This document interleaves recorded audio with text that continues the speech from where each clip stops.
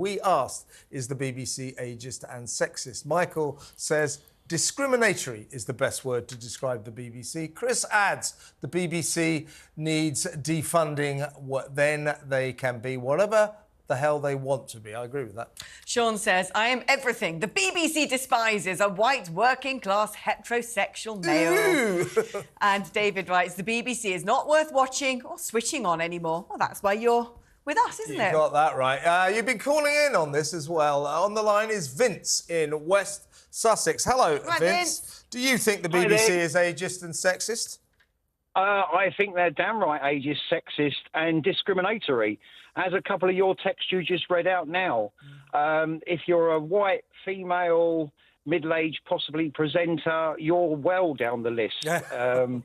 They have, they have to make spaces for people with disabilities, black people, large people, gay people. Not that I'm against any of those, but they do discriminate in a positive manner. That if you are an ordinary, as that chap said in your text, an ordinary white heterosexual male, you might forget it. Go back to bed. Nobody. It's interesting, isn't it, Vince? Because so far, up until this point in time, whenever people are winning cases based on discrimination, it's saying, well, I'm a minority or I'm a female, and that's why I've not got to the position that I think I should have reached as of, meritocracy. I wonder how long it's going to take for other people to say, well, look, I don't think I got that job because I don't tick any of the boxes precisely because I'm not from a minority.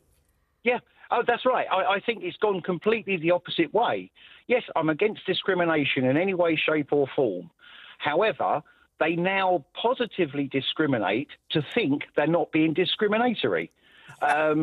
But they are, because I know in many companies now, they have tick boxes.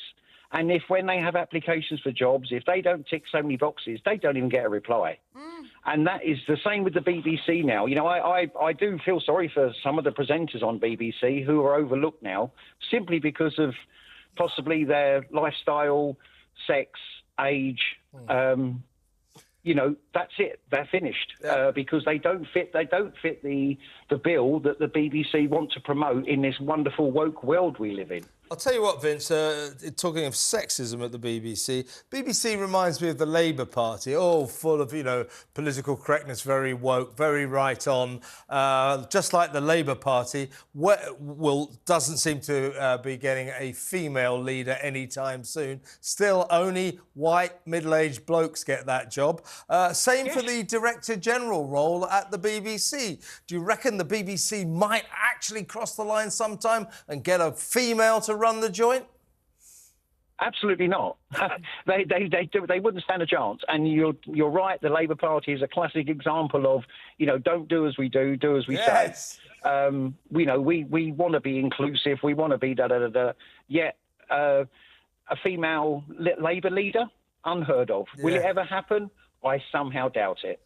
Great. And this is unfortunately, this is the way this world, this country especially, has got, where discrimination has been ironed out, but unfortunately it's gone completely in the opposite direction, and now there's positive discrimination in all walks of life. We've overcompensated. Vince, really good call. Great to talk to you. Thank you so much. Cheers, Vince.